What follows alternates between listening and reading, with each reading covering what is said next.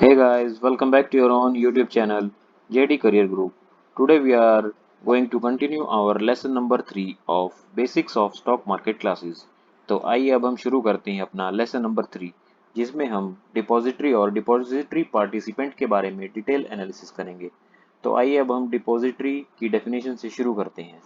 Depository की जो bookish definition है वह क्या है? Depository is a just a second depository is a corporate body that holds securities. क्या करता है? सिक्योरिटी को होल्ड करता है और हमें हेल्प करता है assist in trading of securities. हमें हेल्प करता है किस चीज में?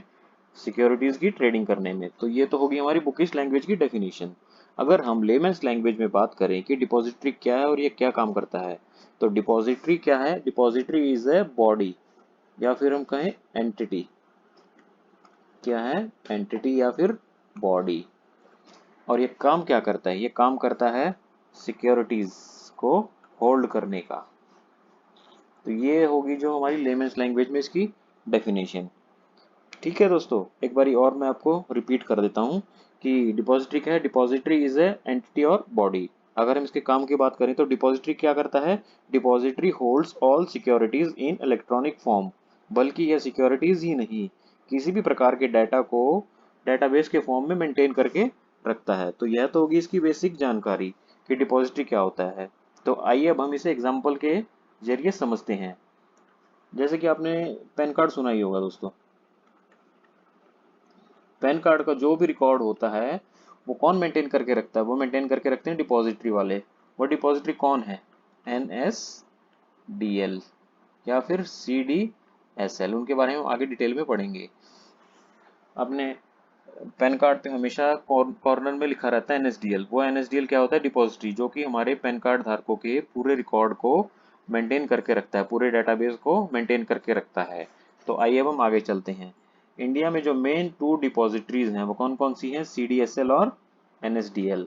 ठीक है, तो आइए हम इसकी डिटेल एनालिसिस करते हैं। CDSL की अगर हम फुल फॉर्म पढ़ें या जानें तो क्या है? वह है central depository services limited. Central depository service limited is a depository service that work for Bombay Stock Exchange and is promoted by State Bank of India। इसी तरीके से अगर हम NSDL की फुल फॉर्म जाने तो वह क्या है? National securities depository limited and it is promoted by government of India. तो ये जो हमारे दो डिपॉजिटरीज हो गए, कौन कौन से? CDSL और NSDL। ये तो हमने बात कर ली एक छोटी सी। अगर मैं एक शेयर मार्केट के तौर पे एग्जांपल देके आपको समझाऊं तो आइए अब हम उसे समझते हैं एक बारी। अगर हम शेयर मार्केट की बात करें कि उसमें क्या होता है डिपॉजिटरी। शेयर मार्केट में क्या करते हैं हम? शेयर्स का, सिक्योरिटीज का लेन देन करते हैं, ट्रेड करते हैं। उस ट्रेड में ये तो है नहीं कि कंपनी खुद अपना डाटा का पूरा मेंटेन करके रखेगी। फॉर एग्जांपल अदानी ले लीजिए, उसमें हजारों लाखों लोग डेली ट्रेड करते हैं, डेली लेन देन खरीदना बेचना करते हैं। तो खुद क्या कंपनी उसको मेंटेन करती है? नहीं। वो कौन मेंटेन करती है? वो मेंटेन करती है डिपॉजिटरीज। ठीक है दोस्तों, वो डिपॉजिटरीज कौन सी हैं? NSDL और CDSL। CDSL वो NSDL और CDSL है जो कि पूरा का पूरा रिकॉर्ड मेंटेन करती हैं। तो समझ में आया दोस्तों शेयर मार्केट में क्या होता है डिपॉजिटरी। और एक नॉर्मल लैंग्वेज में अगर हम नॉर्मल प्रोसेस में बात करें तो डिपॉजिटरी क्या होता है? डिपॉजिटरी मतलब पूरे डाटा को एक सही फॉर्मेट में मेंटेन करके रखना। ठीक है दोस्तों, तो आइए अब हम आगे चलते हैं।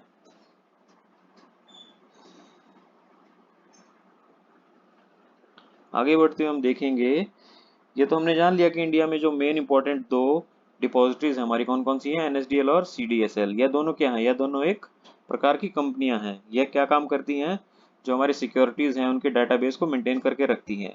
अगर आप किसी भी कंपनी के शेयर होल्डर हैं, अगर आप किसी भी कंपनी के शेयर होल्डर हैं तो आपका जो मालिकाना हक है वह क्या सिर्फ डिपॉजिटरी पार्टिसिपेंट होते हैं जैसे कि जीरोधा और इनके पास ही होता है? नहीं।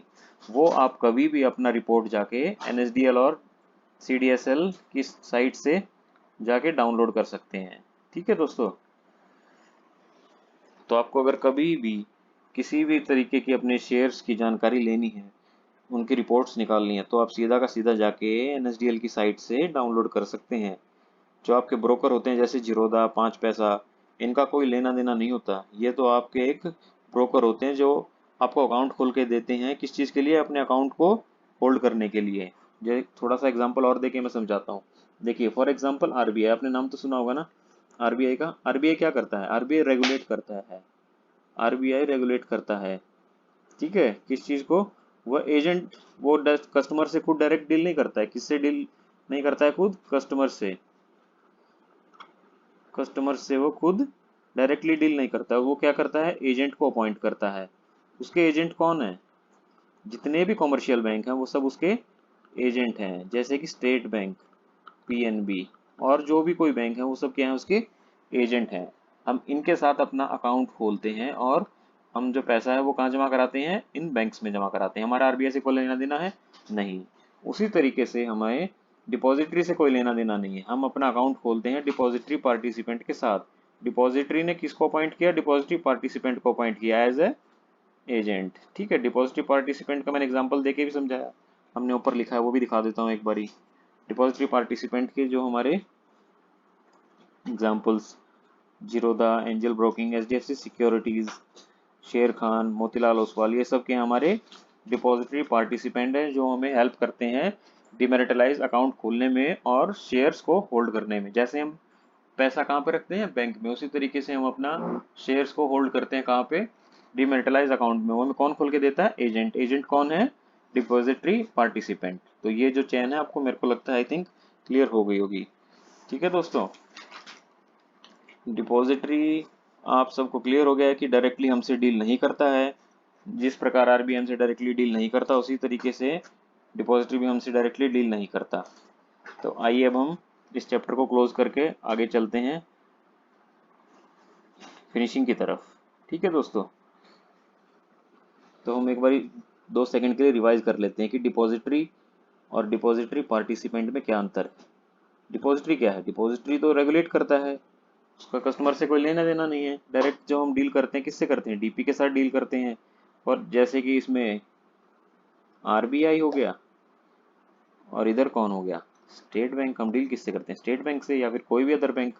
उसी तरीके से यहाँ पे डिपॉजिटरी हो गया, कौन, डिपॉजिटरी कौन हुआ यहाँ पे, एन एस डी एल और सी डी एस एल। और यहाँ पे हमारे जो डिपॉजिटरी पार्टिसिपेंट हुए वो कौन हुआ, वो हो गए हमारे जैसे कि जीरोधा या फिर और कोई 5 पैसा, और जितने भी हमारे ब्रोकर्स होते हैं वो सब हमारे क्या हो जाएंगे, डिपॉजिटरी पार्टिसिपेंट हो जाएंगे। Thank you for watching. If you like my video please share and subscribe. Thank you.